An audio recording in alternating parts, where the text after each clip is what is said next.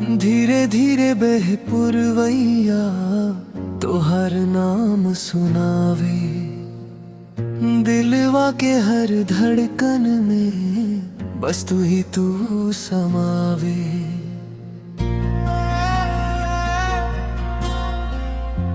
दिलवा तोहार नाम लेके हर पल धड़के हो, तोहरे बिना ए सजन जियरा तड़पे हो।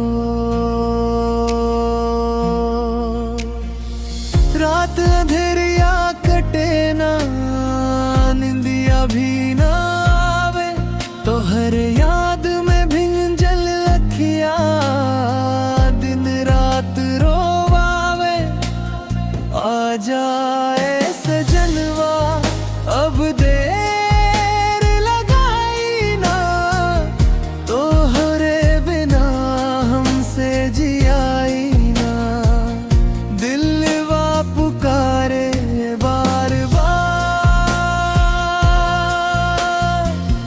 लौट आ जा तू ही हमार।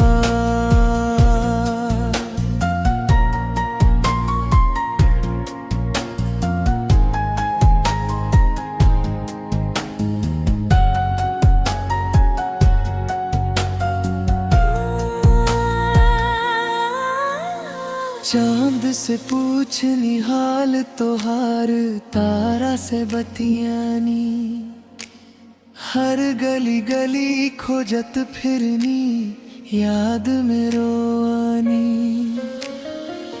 सांस सांस में बसल बाड़ू दिल के हर कोना, तू ही मोर जिंदगी हूँ, तू ही मोर सोना। आ जाए सजनवा अब देर लगाई ना, तोहरे बिना हमसे जियाई ना।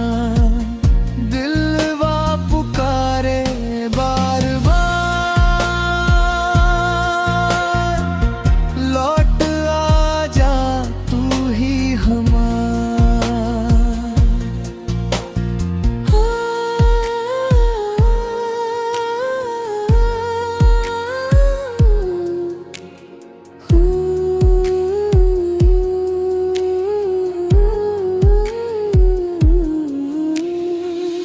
रब से मांगनी तो हके हर एक दुआ में, नाम तो हर लिखल बारे हमार हर ख्वाब में।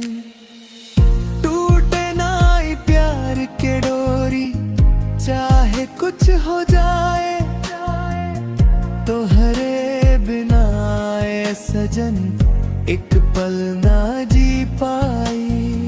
सपना में तू रोज आवे, हंस के गले लगावे, नींद खुलत ही टूट जाला, दिलवा रोवे जाए।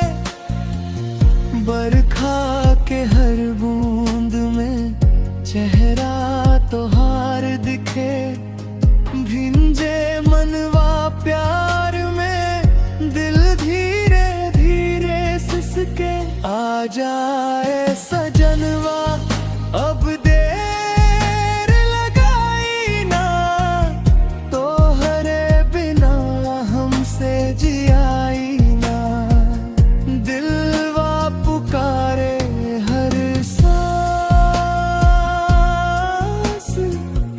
लौट आ जा तू ही आस।